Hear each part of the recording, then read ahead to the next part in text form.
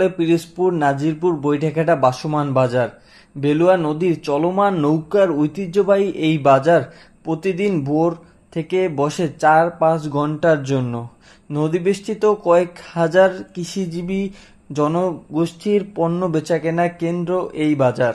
জালকাঠি থেকে বেকুটিয়া ফেরিঘাট হয়ে শরৎপুর, সেখান থেকে ৩০ কিলোমিটার পথ পেরোলেই তালতলা খেয়াঘাট, আবার সড়ক পথে গাউখালী খাল নিয়ে চূড়ান্ত গন্তব্যের পথে বৈঠাকাটা বাজার। শীতের সকালে এমন অভিযান সন্ধান দেয় অন্য এক বাংলাদেশে। দক্ষিণ অঞ্চলে কচা ও কালীগঙ্গা নদী এখানে এসে নাম পেয়েছে বেলুয়া। এই নদীর উপরেই বৈঠাকাটা বাজার। পুরোপুরি প্রকৃতি একটি বাজার, নেই কোনো স্থায়ী অবকাঠামো। কৃষক ও ব্যবসায়ী সাত সকালে নৌকা নিয়ে ছুটে আসে এখানে।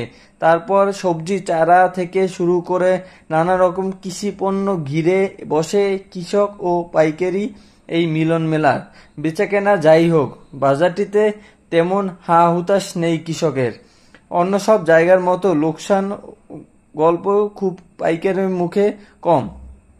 থাইল্যান্ডে রাচাবুরি, অস্ট্রেলিয়ায় সলোমন আইল্যান্ড কিংবা ভিয়েতনামে ক্যান থো নদীর ভাসমান বাজার থেকে অনেকটা বেশি বৈচিত্র্যপূর্ণ এই বাজার।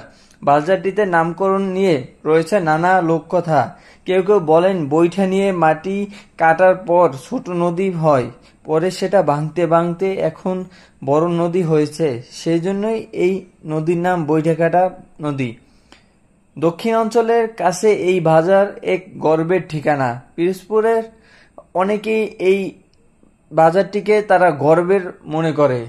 এই বাজারটি মূলত সকাল থেকেই শুরু হয়, একদম ফজরের আজানের পরপর এখানে মানুষজন আসা শুরু করে এবং বিভিন্ন এলাকা থেকে কিন্তু এই বাজারে আসা শুরু করে। এবং আপনাদেরকে এই যে নৌকোগুলো দেখতে পাচ্ছেন, এই নৌকোগুলোতেই মূলত তারা আসে এবং বিভিন্ন কেনাকাটা থেকে শুরু করে বেচা কেনা সবই করে এই বাজারে ভাসমান আকারে।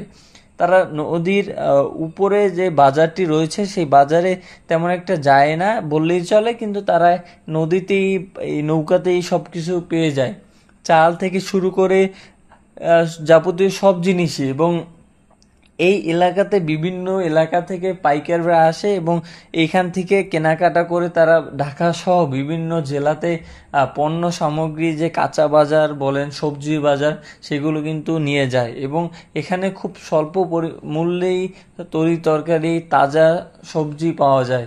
এই বাজারটিকে বাংলাদেশে কেরালা বললেও ভুল হবে না।